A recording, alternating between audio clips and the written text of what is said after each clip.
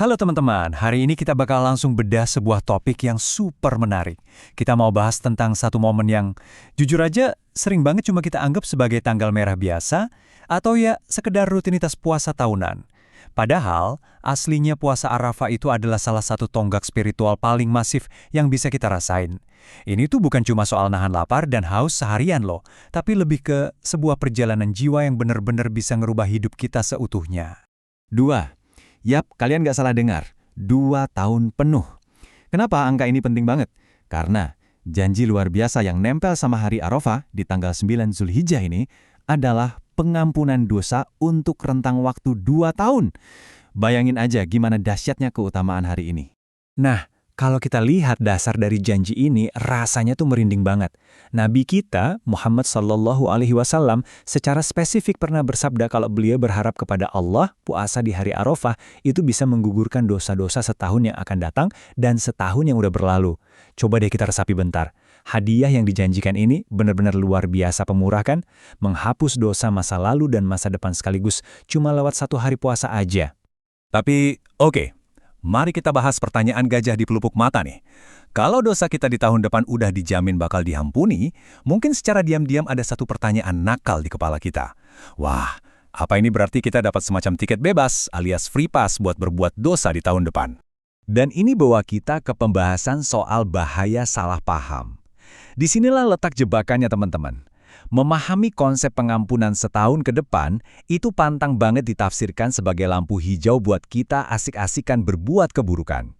Puasa Arafah itu sama sekali bukan lisensi buat kasarnya nih, nyorong sandal di masjid, atau menyepelekan tindakan korupsi cuma karena mikir, tenang aja, kan dosanya udah otomatis kehapus. Nggak gitu cara kerjanya.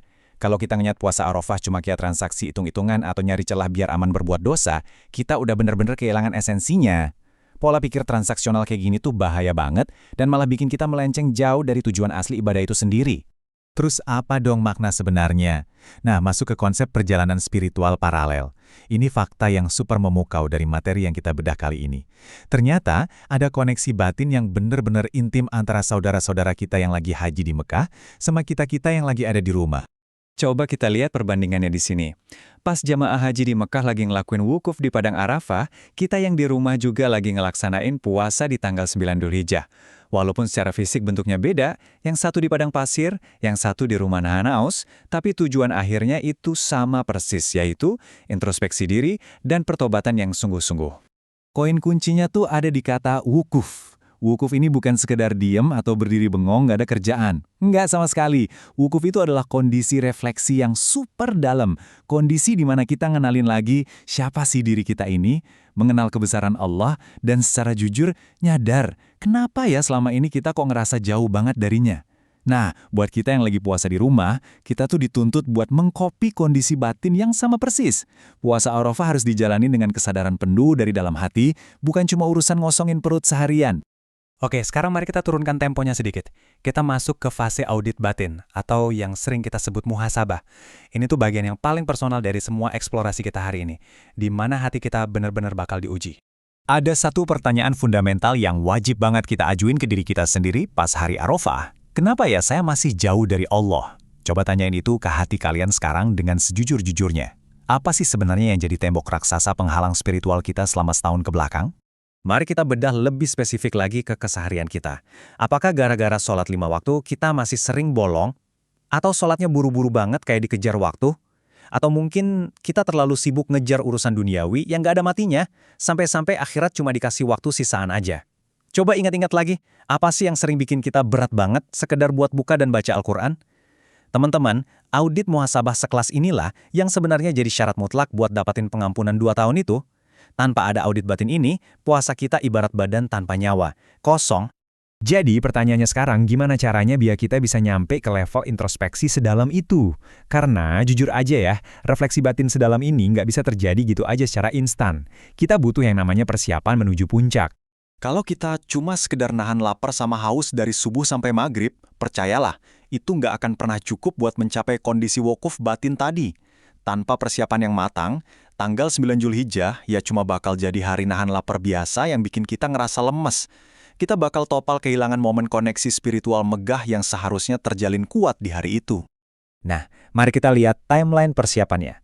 Ini tuh dibangun pelan-pelan banget loh. Hari pertama Zilhijjah, kita udah harus mantepin niat. Terus dari hari pertama sampai hari ke-8, kita gaspol latihan, banyakin baca Quran, dan mulai rutinin puasa sunnah. 8 hari pertama ini bener-bener jadi batu loncatan yang krusial banget.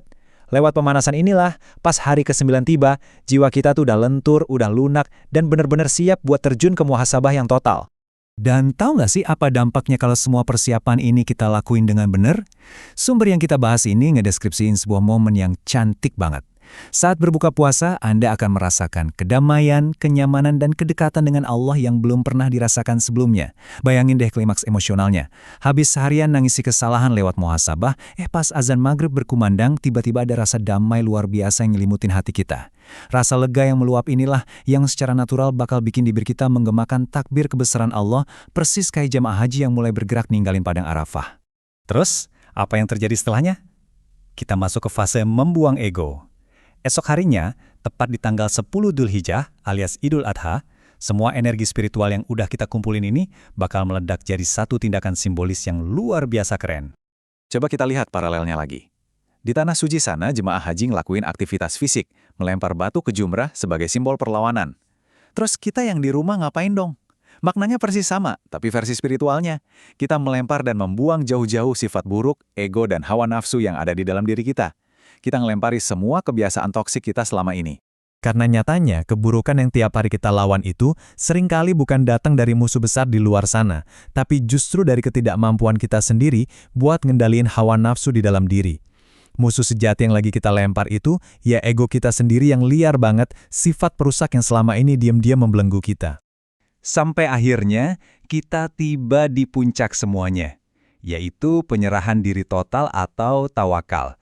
Waktu ego itu udah berhasil kita luluh lantahkan, kita nyampe deh ke titik paling damai yang jadi buah termanis dari seluruh rangkaian perjalanan Arafah ini. Dalam keadaan hati yang udah bersih dan ego yang hancur, kita menghadap kiblat, lalu mengucap sebuah ikrar yang bikin merinding banget kalau diresapi. Ya Allah, aku berserah diri sepenuhnya kepadamu. Solatku, ibadahku, hidupku, dan matiku, semuanya ada di tanganmu. Teman-teman, ini tuh bukan sekedar komat kamit hafalan di mulut loh. Ini adalah sumpah paling agung dari seorang mukmin. Benar-benar nyerahin semuanya dan janji untuk taat 100% kepada Sang Pencipta. Mulai detik itu juga. Jadi setelah semua yang kita bahas di Explainer hari ini, ada satu pertanyaan provokatif yang mau saya titipin ke teman-teman buat direnungin bareng-bareng. Apakah puasa Arafah kamu tahun ini cuma bakal jadi hari biasa di mana perut kamu bunyi keroncongan? Atau ini bakal jadi titik balik awal mula dari kebangkitan dan kepulangan spiritual kamu yang sesungguhnya? Semua keputusannya, beserta semua persiapannya, murni ada di tangan kamu mulai dari detik ini. Terima kasih udah ikutin pembahasan mendalam ini bareng saya.